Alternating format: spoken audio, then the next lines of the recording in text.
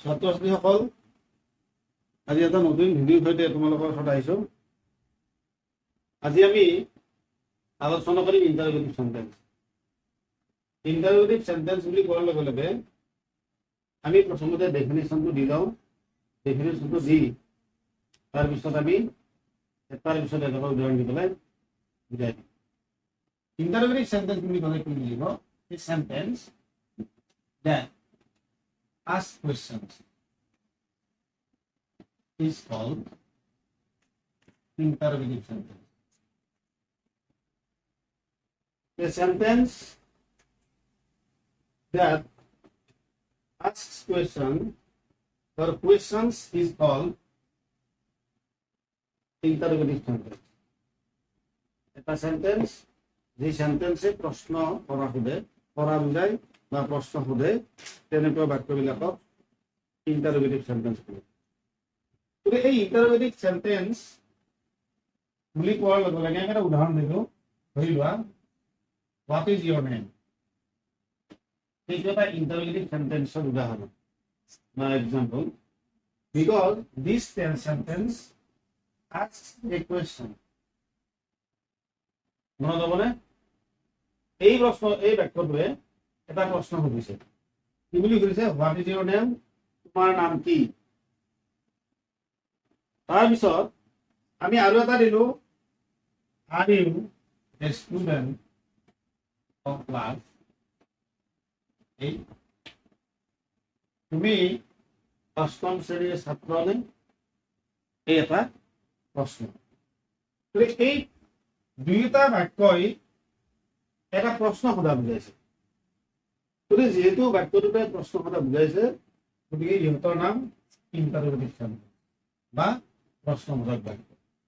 আৰু interrogative সেন্টেন্সক question বুলি কোৱা হয়। মনত হ'বনে? হ'ব। ইণ্টাৰগেটিভ সেন্টেন্সত মনত ৰাখিবলগীয়া কথা, ইণ্টাৰগেটিভ সেন্টেন্সৰ যিটো বাক্য হ'ব, সেই বাক্যটোতো প্ৰথম আখৰটো সদায় কেপিটেল লিখাই দিব লাগিব। কেপিটেল লিখা মানে সেন্টেন্স বুলি ক'লেই ইংলিছৰ যেতিয়া তুমি এটা সেন্টেন্স লিখিবা, প্ৰথম আখৰটো সদায় কেপিটেল লেটাৰ দিব লাগিব। সেইটো আৰু সদায় কৈ নাথাকো আৰু মানে। গতিকে প্ৰথম আখৰ যিটো হ'ব সেইটো সদায় কেপিটেল লেটাৰ দিব লাগিব। আৰু যদি ইণ্টাৰগেটিভ সেন্টেন্স হয়, তেতিয়াহ'লে বাক্যটোৰ শেষত at the end of the sentence we have to put question mark. question mark দিব লাগিব। question mark নিদিলে নহয়। বুজি পাইছা?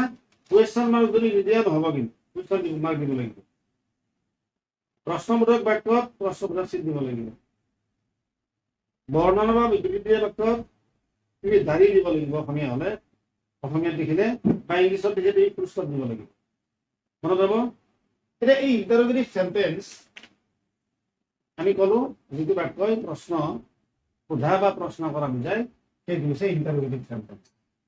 এতিয়া ইণ্টাৰগেটিভ সেন্টেন্স কেনেকুৱা ধৰণৰ হ'ব পাৰে?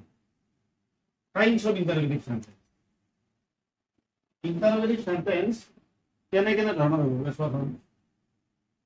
One, by using auxiliary verb. Auxiliary verb আমি ব্যৱহাৰ কৰি কোনো এটা বাক্য আমি কি কৰিব পাৰোঁ? কুৱেশ্যন কৰিব পাৰোঁ। যেনে ধৰি লোৱা, are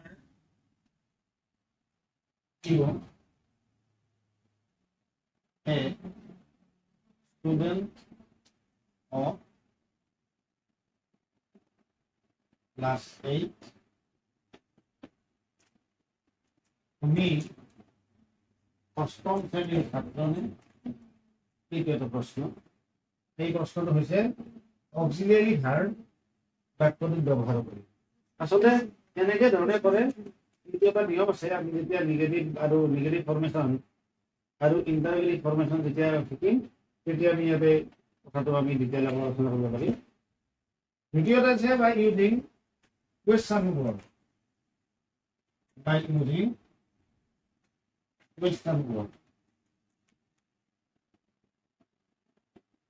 কুৱেশ্যন ৱৰ্ড মানে WH কুৱেশ্যন ৱৰ্ড। ইতিমধ্যে আমাৰ আগৰ আলোচনা আমি WH কুৱেশ্যন ৱৰ্ডৰ কথা কৈছিলোঁ। WH কুৱেশ্যন ৱৰ্ডছ আমি এই কুৱেশ্যন ৱৰ্ডছ বিলাকৰ ব্যৱহাৰ কৰি আমি কোনো এটা প্ৰশ্ন কৰিব পাৰোঁ তেতিয়াহ'লে আৰু এক ধৰণৰ কুৱেশ্যন আছে yes no type question yes no type question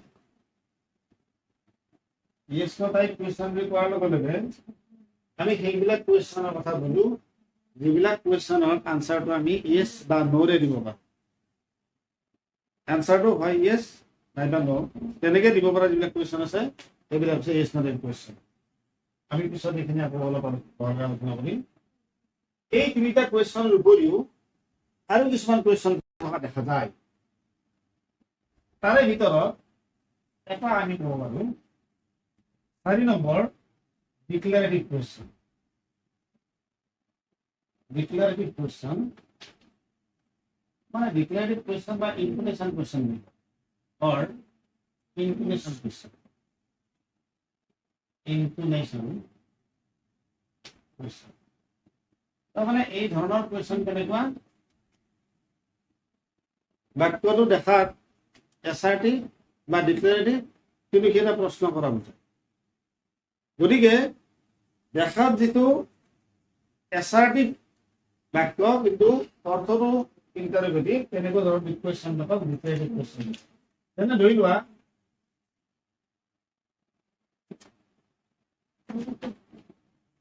You have gone. তুমি গলা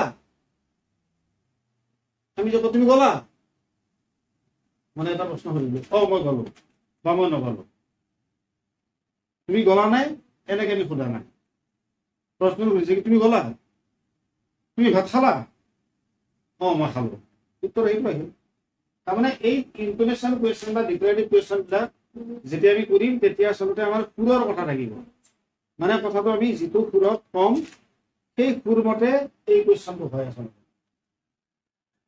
যদি এনেকুৱা ধৰণৰ কোয়েশ্চন দেখিবলৈ পোৱা যায় নামটো ইনটোনেশন বা ডিক্লাৰেটিভ কোয়েশ্চন তাৰ পিছত আৰু এটা কোয়েশ্চন আছে এটা মানে বহুতেই আছে এইবিলাক তোমালোকে ডাঙৰ হ'লে পাবা যেতিয়া তোমালোকে সিনিয়ৰ ক্লাছ পাবা তেতিয়া তোমালোকে পাবা এইবিলাক গতিকে এইকেইটাই ক'লো আৰু এই বস্তু আৰু কুৱেশ্যন আছে বাৰু সেইবিলাক তোমালোকে পিছত পাবা এইবিলাক তোমালোকৰ মানে এতিয়া মানে প্ৰয়োজন নাই গতিকে তোমালোকৰ বয়সৰ দুখাৰে এইখিনিয়ে ক'লো ইণ্টাৰগেটিভ সেন্টেন্সৰ বিষয়ে যদি কিবা দিব লগা থাকে বা বুজিব লগা থাকে তেনেহ'লে মোক কমেণ্ট কৰি জনাব আৰু ন আজিলৈ আৰু ধন্যবাদ